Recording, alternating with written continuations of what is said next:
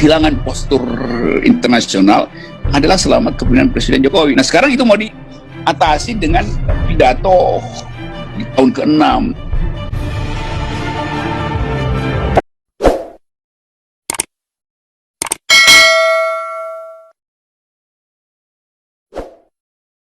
Pertanyaan saya kembali, mana sih negara yang sekarang sudah dikatakan dapat menyelesaikan masalah COVID di dalam negerinya?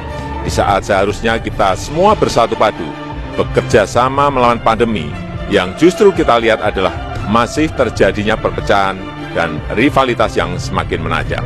Keprihatinan kita menjadi semakin besar di saat pandemi COVID-19 ini. Artinya Jokowi itu menjadi jawaban bahwa Indonesia ini membuka peluang siapapun menjadi apapun. Karena menurut saya, dia itu contoh yang saat ini, contoh yang hidup. Pidato Jokowi di sidang PBB buat Indonesia diperhitungkan dunia. Presiden Joko Widodo untuk pertama kalinya menyampaikan pidato di sidang umum PBB secara virtual. Berbagai isu disampaikan Jokowi dalam pidatonya yang disiarkan langsung di markas PBB di New York, Amerika Serikat. Ternyata pidato Jokowi di sidang umum PBB mendapat reaksi positif. Terbukti dilihat dari situs resmi PBB yaitu un.org di bagian pemberitaan. Pidato Jokowi dipilih menjadi front page atau halaman utama. Dari semua pernyataan kepala negara atau kepala pemerintahan yang menyampaikan pidato di hari pertama sesi debat umum, pidato Jokowi lah yang kemudian dipilih. Dalam pidatonya, Jokowi menekankan bahwa PBB bukan sekedar bangunan megah, namun PBB dibentuk untuk berkontribusi nyata mewujudkan perdamaian dunia. Oleh sebab itu, Jokowi mendorong agar kepemimpinan global diperkuat demi kesejahteraan dunia. PBB bukanlah sekedar sebuah gedung di kota New York, tapi sebuah cita-cita dan komitmen bersama seluruh bangsa untuk mencapai perdamaian dunia dan kesejahteraan bagi generasi penerus.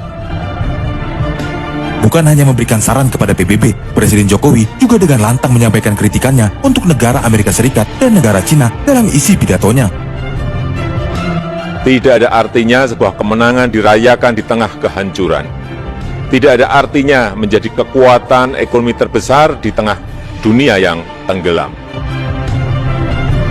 Begitulah penggalan pernyataan Presiden Jokowi dalam pidato perdananya di sidang Majelis Umum ke-75 PBB. Kalimat tersebut diucapkan Jokowi tak lama sesudah membuka pidato. Sebelumnya, Presiden Jokowi sempat menjelaskan dengan singkat mengenai PBB yang berusia 75 tahun dibentuk untuk membentuk dunia yang stabil dan sejahtera. Setelah mengkritik Cina dan Amerika, Presiden Jokowi juga dengan tegas menyatakan dukungan Indonesia terhadap kemerdekaan Palestina.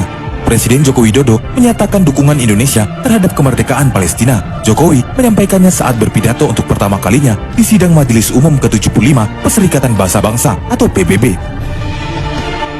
Indonesia terus konsisten memberikan dukungan bagi Palestina untuk mendapatkan hak-haknya. Jokowi juga menyinggung soal komitmen negara-negara ASEAN dalam menjaga perdamaian. Jokowi menyebut kawasan Asia Tenggara sebagai kawasan yang damai dan sejahtera.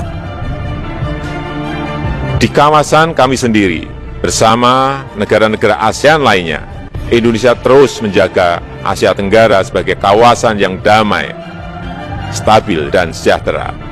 Jokowi menegaskan pentingnya kerjasama antar negara. Semangat kerjasama itu juga dibawa Indonesia ke kawasan Asia Pasifik.